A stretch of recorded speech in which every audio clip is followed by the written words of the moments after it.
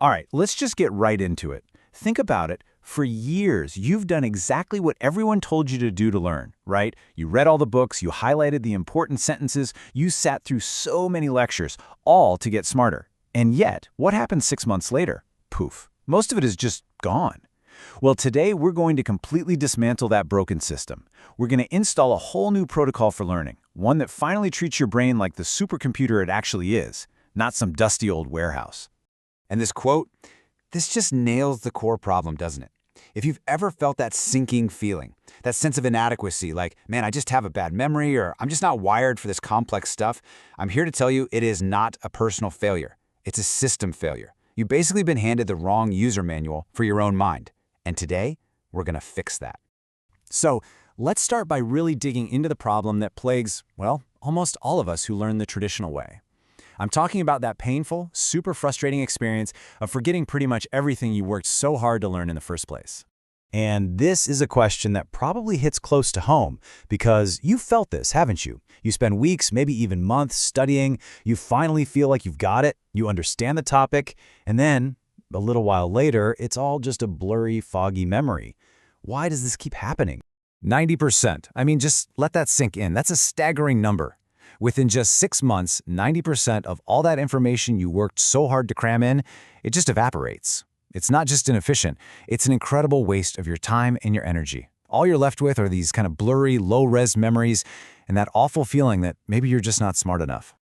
So here's the key takeaway. Those old methods, what I call collecting bricks, just passively rereading things, highlighting sentences, they're literally designed to fail. All they do is create what you could call a library of dust. It's just a big pile of disconnected facts with no real structure holding them together. And well, without a solid structure, the whole thing just crumbles. Okay, so this is where we get to the real paradigm shift. This is the moment we stop treating our minds like a warehouse for all those little bricks of information and start treating it like a supercomputer that's built for synthesis. See, your brain isn't built for storage. It's a high-performance engine, and it's designed for something way, way more powerful. And what's so fascinating is the actual biology behind this. Your brain is a machine that's optimized for one thing above all else: pattern recognition. So when you force it to just memorize random isolated facts, rote memorization, its own internal cleanup crew, this thing called synaptic pruning, literally flags that information as junk data and deletes it to save energy. It's not a bug, it's a feature. Your brain is just trying to be efficient. So if we're not supposed to be collecting facts, what should we be building? The answer is a schema. Just think of a schema as the mental operating system for any given subject. It's the framework, the scaffolding, that lets you organize, connect, and make sense of all the new information you take in. It's simple. Without the OS, the software is totally useless. But here's the thing. Not all schemas are created equal. You could have what we'll call a dandelion brain, which builds these simple, kind of rigid frameworks. Or you could have an Orchid brain, a high-performance mind, that builds incredibly complex, high-resolution schemas. It's really the difference between seeing a subject in fuzzy 240p versus seeing it in crystal-clear 8K. And you know what? We can actually put a formula to this. Your learning speed, your velocity, isn't just about how much new data you can cram into your head. It's a formula. You take the new data, multiply it by your existing connections, and then you divide all of that by your cognitive resistance. It makes perfect sense, right? The more connections you already have, the less resistance there is, and the faster that new information just clicks right into place. And that is the secret. The real tragedy of traditional learning is that we spend all our time focusing on the new data and almost zero time on building the existing connections. I mean, trying to learn quantum physics without first having a schema for classical physics, that's like trying to install a new app on a computer that doesn't even have an operating system. The cognitive resistance is basically infinite. Okay, so the big question is, how do we actually do this? How do we get rid of that old student identity and install the architect's protocol? Well, we're about to lay out the exact process, step by step, for building a high-resolution schema from scratch. We're going to move you from that sad library of dust to a true architecture of mastery. And here it is. We call it the synthesis protocol. It's just 4 steps. Step 1, you deconstruct the subject down to its absolute, unbreakable first principles. Step 2, you compress your understanding using the Feynman technique. Step 3, you use what's called metabolic spacing to give your brain time to actually integrate the knowledge. And finally, step 4, you stress test your whole schema with active recall. Let's zoom in on a couple of these, because they're really important. Let's start with step 2, the Feynman compression. This is an absolutely critical diagnostic tool. It's basically a simple but really profound test. Can you explain the concept you're learning to someone who knows nothing about it, like a complete novice or even a past version of yourself?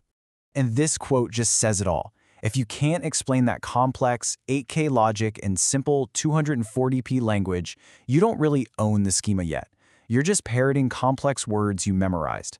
This technique is amazing because it brutally exposes every single gap in your understanding, and it forces you to go back and fix those broken connections in your schema.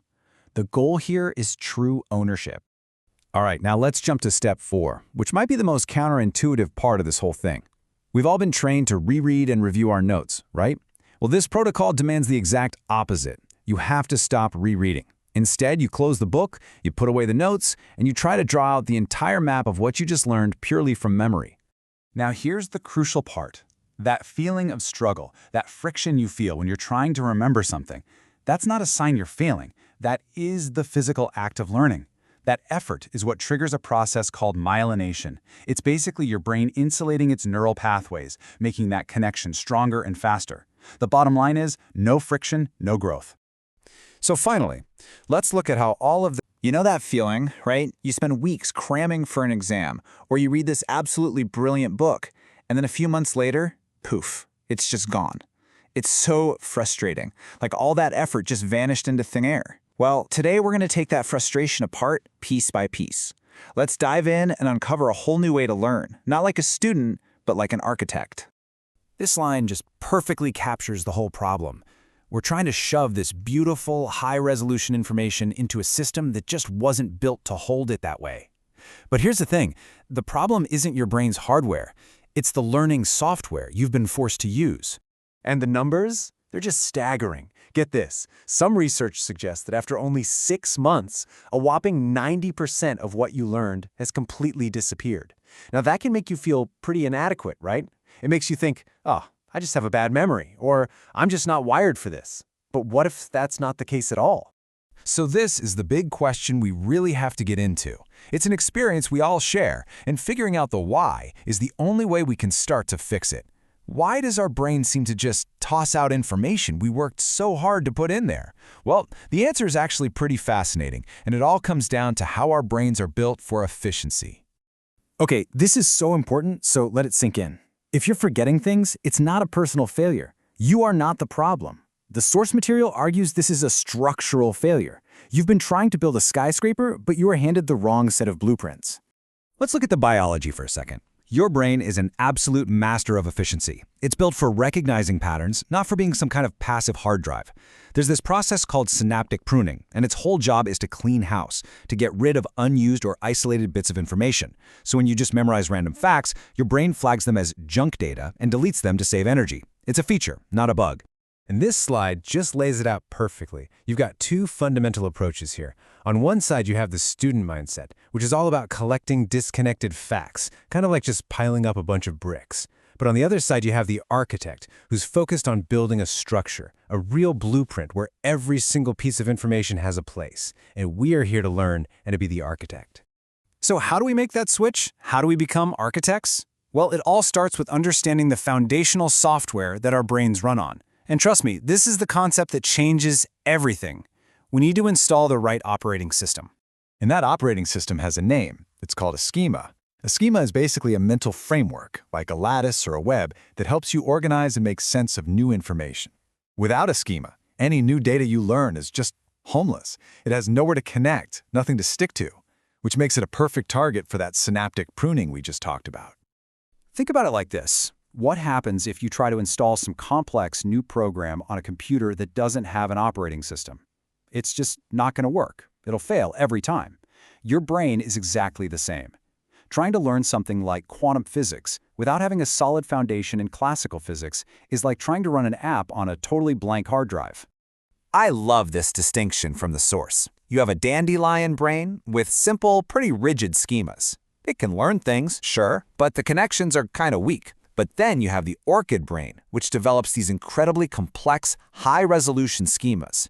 That is the goal, to build this rich, interconnected mental world where new knowledge can really thrive. Okay, so let's get into the mechanics of how this actually builds up. If we can think of learning as having its own kind of physics, then there has to be an equation that explains how fast we can learn, right? And here it is, the equation for learning velocity. So think of that rocket as your learning speed. That speed is determined by the new data you're taking in, that's the book, multiplied by your existing connections. But all of that is being held back or divided by your cognitive resistance, that big anchor. So the key here is, if you want to speed up your rocket, the biggest lever you can pull isn't just adding more books, it's building more connections and shrinking that anchor. And this, right here, is the secret that's been hiding in plain sight. A truly high-performance mind doesn't just vacuum up information faster, it integrates it faster, because it has this huge pre-existing network to plug everything into. It's so true. The more you know, the faster you can know more. That's the real power of building a schema. And this chart, wow, this really just drives the whole point home. Look at how we typically spend our effort. Almost all of our time is spent on new data, reading the chapter, highlighting it, then reading it again. And we spend almost zero time on schema building, the actual work of forging those connections. We are literally focusing on the least effective part of the equation and then wondering why our learning rocket never gets off the ground. So the big question is, how do we flip this script? How do we stop being just collectors of these informational bricks and finally start becoming mental architects? Well, it's all about adopting a completely new set of tools. So here are 3 incredibly powerful strategies for your new toolbox. First, you have to actively hunt for metaphors. Second, use analogies to build bridges between concepts from totally different fields. And third, become a generalist of logic, which means you understand the core principles that show up again and again in different systems, whether it's biology or economics. Using analogies and metaphors, it's like a cheat code for your brain. Seriously, they let you bypass the slow, grinding, step-by-step logic processor and tap right into your brain's high-speed graphic processor. It's powerful, intuitive sense for patterns. A really good metaphor can make a super complex 8K concept Today, we're not just going to cover a new topic. Nope. We are upgrading the very operating system you use for learning. We're going to dismantle all those old, inefficient methods you were taught in school and install something I think you'll find much more powerful: the Architect's Protocol. So let's begin the upgrade. All right, let's just start with a question that probably hits a little too close to home for all of us. You spend hours, right, reading, studying, listening to podcasts, only to realize a few months later that almost all of it has just vanished, gone. Why? I mean, is it a bad memory? Is it just you? Well, here's a really powerful way to think about it. The problem isn't you. You aren't slow. The issue is your method. It's like you're trying to save this brilliant, high-resolution 8K video file in a super low-res 240p format. The data is amazing, but the storage system you're using is completely outdated. It's just not designed for it. And what happens when you do that? You end up with what this source calls a library of dust. You know that feeling, right? That frustrating sense that you know you learned something, but all you can recall is this blurry, fuzzy, low-resolution memory of it. It's not an intellectual failure, it is a total system failure. So this is the core idea, the crucial shift we have to make. It's an identity shift. We have to stop thinking of ourselves as the student, someone who just passively collects isolated facts, like a bunch of loose bricks. We need to become the architect, the one who actually understands how all those bricks fit together to build something solid, something meaningful. To make that shift from student to architect, we first have to understand the hardware we're working with, our own brains. So let's take a look at our brain's operating system to see exactly why that traditional brute force memorization we were all taught is, well, pretty much destined to fail. Now this is a fundamental truth we've all gotten wrong. We treat our brains like they're hard drives, right? Just empty space for storing files. But that is a huge mistake. Our brains aren't storage devices. They are elite, world-class pattern recognition machines. That's their real superpower. And because that's their superpower, when you try to force your brain to just memorize random, unconnected facts, it actually fights back. A process called synaptic pruning kicks in. Your brain literally identifies that isolated info as useless junk data and actively deletes the connections to save precious energy. Think about that. Your brain is designed to forget information that doesn't fit into a larger pattern. So if isolated facts are the problem, what's the solution? It's something called a schema. The best way to think about it is as a mental framework, like a filing system or the scaffolding you put up before you start building. It's a structure that gives all new information a place to go, a context to connect to. And this is the real secret behind why some people just seem to learn things lightning fast. Their speed, their learning velocity, isn't about their ability to cram in more data. It's all about how strong their existing schemas are. Once you have a solid framework in place, new information just clicks. It snaps right into place with almost zero effort. Okay, so what does this all mean for us? It means we need to completely reframe our approach to learning. We have to stop hunting for facts. Instead, we need to begin a search for metaphors, a hunt for the underlying logic that connects everything. This is how you truly hack the learning curve. The secret of history's greatest thinkers, the polymaths like Da Vinci, wasn't just that they knew more stuff. It was that they saw more connections. They were absolute masters of what's called far transfer, this amazing ability to take a core logic from one field, say physics, and apply it to a completely different one, like economics or art. Just think about it like this. These brilliant minds didn't get bogged down in memorizing every single part of a cell. Instead, they recognized a familiar pattern. They saw the fundamental principles of architecture, structure, function, energy systems, and they saw it all reflected in miniature inside a living cell. Or think about music. They didn't just learn notes on a page. They perceived the beautiful underlying logic. They saw the pure, elegant mathematics of waves and frequencies. They were finding the blueprint underneath the surface. In every case, they were just recognizing patterns. So why is this method so incredibly effective? Well, it's because learning through an analogy, through a metaphor, engages your brain's high-speed graphic processor instead of its slow, plodding logic processor. A single, powerful metaphor lets you see the whole picture instantly, and that is worth 1,000 pages of dense text easily. And this is why the advice to specialize early can be such a trap. The real goal is to become a generalist of logic. You want to build this vast latticework of mental models from a dozen different fields. Then, when you encounter a new problem, your brain doesn't see a stranger. It sees a familiar variable in an equation it has already solved somewhere else. At that point, you're not even learning anymore. You're just recognizing patterns. So, how do we actually do this? How do we put this incredible philosophy into practice and start architecting a new skill?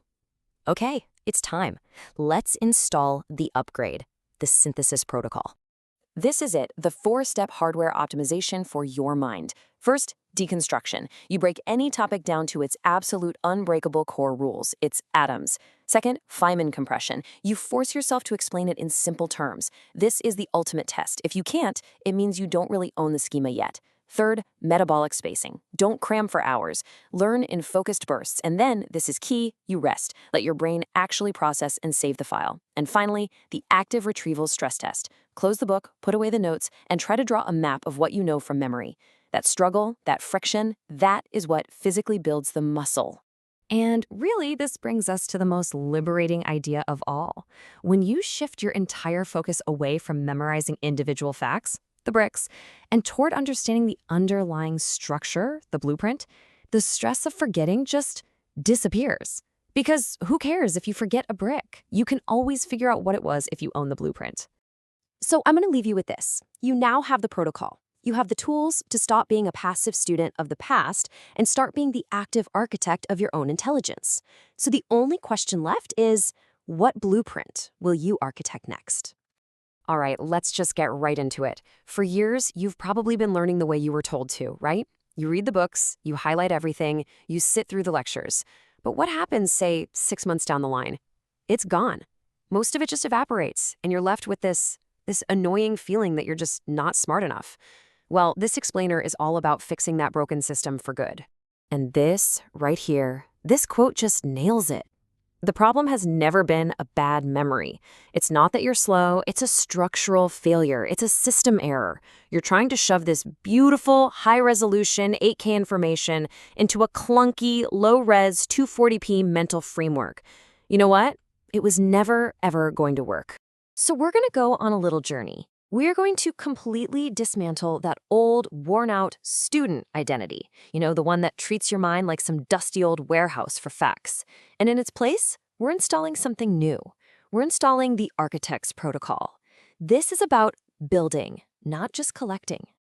Now look at this slide, because this is the entire identity shift in one place.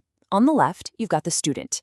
They're a passive collector of bricks, just random, isolated facts.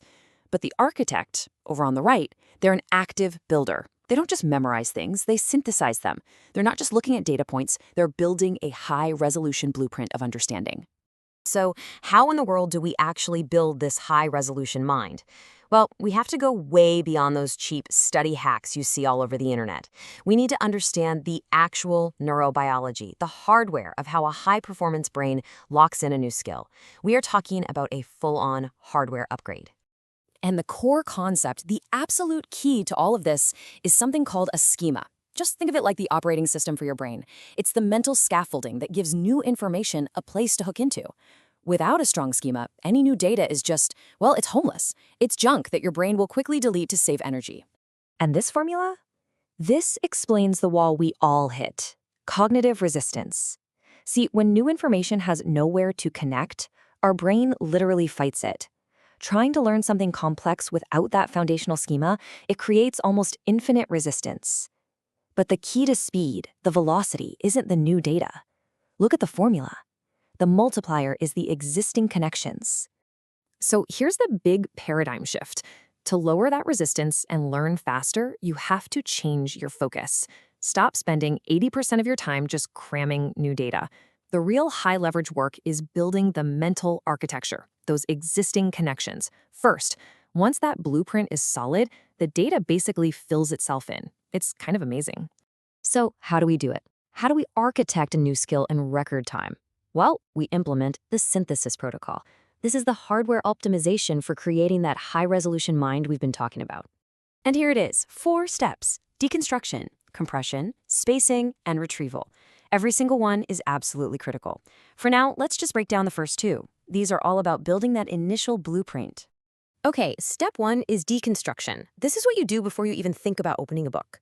Your job is to find the absolute unbreakable core principles of a subject, what we'll call the core atoms.